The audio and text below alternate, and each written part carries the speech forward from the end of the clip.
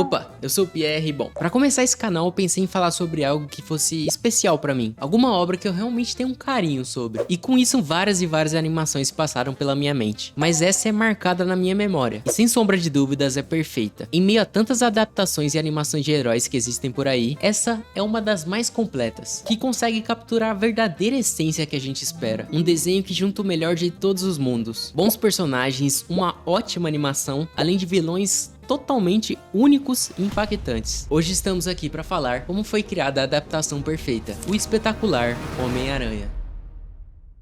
Espetacular Homem-Aranha é uma típica série estadunidense que estreou lá em 2008 e foi criada por Greg Weisman, que também trabalhou em Gárgulas e Justiça Jovem. E essa aqui tem mérito também, viu? Puta que pariu. E foi produzida pela Sony com parceria da Marvel. E guarda essa informação que ela vai ser importante depois. E aqui no Brasil chegou a ser apresentado nos maiores canais, como por exemplo na Cartoon Network, no SBT e na Globo. Na injustiçada TV Globinho, tá? O que fez esse desenho ganhar grande influência e consequentemente muitos fãs da série. E apesar de ser considerado um desenho infantil, é um daqueles que você consegue assistir com a família ou até mesmo nos dias de hoje, sem problemas. Já que ele tem um humor bem balanceado, sem coisas besta como piadas de peido, sabe? Hoje em dia tem bastante. Trazendo um estilo de animação lindo e único, que deixava cenas de ação muito dinâmicas. E se você não acha isso daqui um dos melhores traços que você já viu, tem algum problema com você. Tem, com você mesmo aí, ó. Mas pra começar a falar do desenho, vamos com ele, o nosso querido protagonista. Aqui acompanhamos o protagonista Peter Parker, o nosso querido amigão da vizinhança, seguindo a história que a gente já conhece de cor. E ela se passa 6 meses após ele ter ganhado seus poderes de aranha, onde ele tenta equilibrar sua vida de adolescente e herói. E com certeza pra mim, esse é um dos melhores Homem-Aranha que existe, trazendo um humor sarcástico que a gente espera, além de todas as dificuldades financeiras e o peso da responsabilidade. Não de apenas ser um herói, mas de também assumir o papel do seu tio Ben. E todo o crescimento e desenvolvimento que ele tem durante a série é fantástico, sendo obrigado a amadurecer e entender que suas ações afetam não só ele, como todos os outros que estão em sua volta. E com isso entramos nos...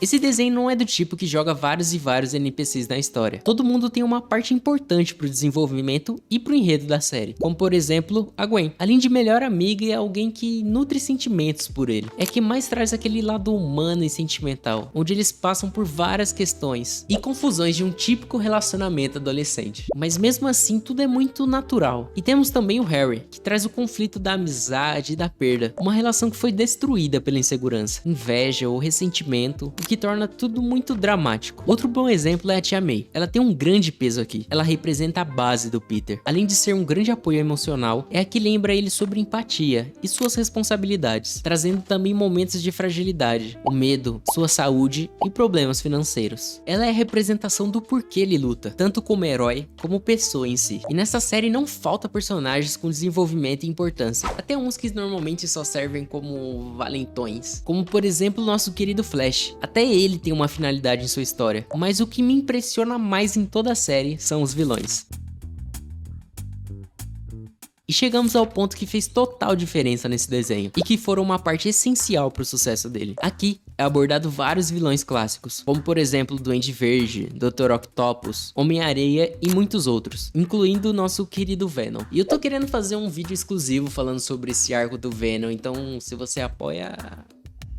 comenta aí, vai. E eu gosto muito do jeito que eles são usados nessa série. Eles têm uma finalidade emocional e moral no Peter, e não são usados apenas para meros obstáculos para o herói. E cada um tem design e personalidades muito interessantes, com seus próprios motivos e interesses. Tudo muito bem representado e fiel aos quadrinhos. O que traz um carinho muito mais especial por isso, é que todos eles representam um desafio, e tem um grande peso na jornada pessoal do Peter, com um arco muito interessante do Rei do Crime, que oferece uma grande ajuda financeira pela vista grossa do herói. E óbvio que isso ajudaria muito, tanto na casa, quanto na saúde da Tia May, mas a que custo? Um caos completo por toda a cidade, pessoas machucadas pelo bem individual, isso não é o que um herói faria, isso não é o que um Homem-Aranha acredita. E tudo isso é muito perfeito na minha opinião, e não dá pra falar dessa série sem falar dos vilões. A animação trouxe uma das melhores galerias de inimigos já vista em uma adaptação. E agora vamos falar sobre uma coisa muito importante, o que dá outra cara pra essa série. Isso mesmo, a dublagem.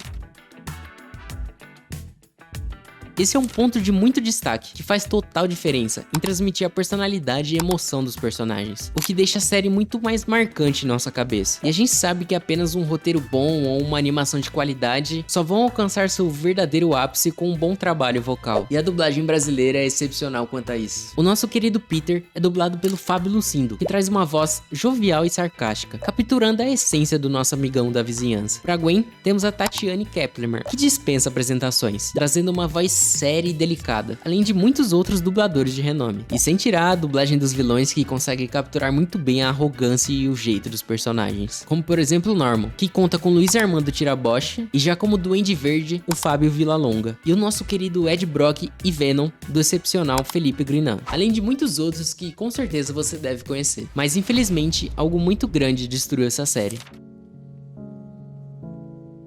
Essa não é uma das típicas histórias que foi cancelada por falta de orçamento ou por baixa audiência, e sim por algo muito mais complicado: a briga por direitos autorais da Marvel e da Sony. E vou explicar isso de um jeito mais a fundo. A Sony tinha os direitos da TV, mas não os direitos do personagem. Tinha apenas permissão para transmitir e distribuir o conteúdo. Mas tudo mudou com a compra da Marvel pela Disney lá em 2009, que queria controlar todas as propriedades da Marvel. E quando o contrato entre eles terminou, a Disney decidiu não renovar, o que fez eles perderem o direito não apenas do nome da série, mas também de todos os personagens, roteiros e designs. O que fez essa série tão aclamada chegar ao fim, com o próprio criador dizendo que havia planos para pelo menos 5 temporadas, que iria abordar todo o crescimento do Peter, com ele chegando na vida adulta e além de explorar todos os relacionamentos e problemas do herói. E o fim repentino deixou muitas questões em aberto, e muitos fãs frustrados, que pedem uma continuação ou pelo menos um final digno para a série. E mesmo depois de anos, continua sendo lembrada com carinho, com campanhas para trazer de volta a animação e com os próprios produtores apresentarem interesse em retornar com ela. Mas os direitos são algo muito mais complicado de se resolver. Mas ela ganhou uma classificação de cult, sendo frequentemente citada como uma das melhores adaptações de herói. E apesar do cancelamento, a sua importância continua viva até hoje, se tornando referência para adaptações, servindo de influência em outras produções do herói e para os produtores valorizarem um padrão de qualidade, respeitando a essência dos quadrinhos e construindo uma boa narrativa, além de entregar vilões complexos, mostrando que um bom trabalho é reconhecido e admirado. E se você chegou a ver o Aranhaverso 2, você notou a aparição dele, o que deixou geral em choque e animado por uma possível volta do Cabeça de Teia. E essa foi a animação que marcou a minha infância e que até hoje faz falta. Ela tinha aquele toque especial que conseguia nos alegrar e que infelizmente nos dias de hoje é mais difícil de se encontrar em uma animação tão boa e marcante como essa. Mas apesar de tudo, ainda podemos revê-la em alguns sites de streaming e aproveitar esse resquício de infância que nos resta, trazendo uma nostalgia alegre e melancólica ao mesmo tempo, nos deixando sempre com um quentinho no coração e uma enorme saudade no peito. E com isso chegamos ao fim do primeiro vídeo no canal, e quero muito agradecer a você que assistiu até aqui. Esse é um projeto que eu queria trazer há muito tempo e agradeço todo mundo que tá me ajudando de alguma forma. Obrigado Feru pela ajuda com o cenário e também com alguns roteiros, e obrigado Sunset pelas artes incríveis, e você que tá me acompanhando até aqui. Não esquece de comentar sobre algo que você quer ver aqui no canal, deixa o like, se inscreve, até a próxima e tchau!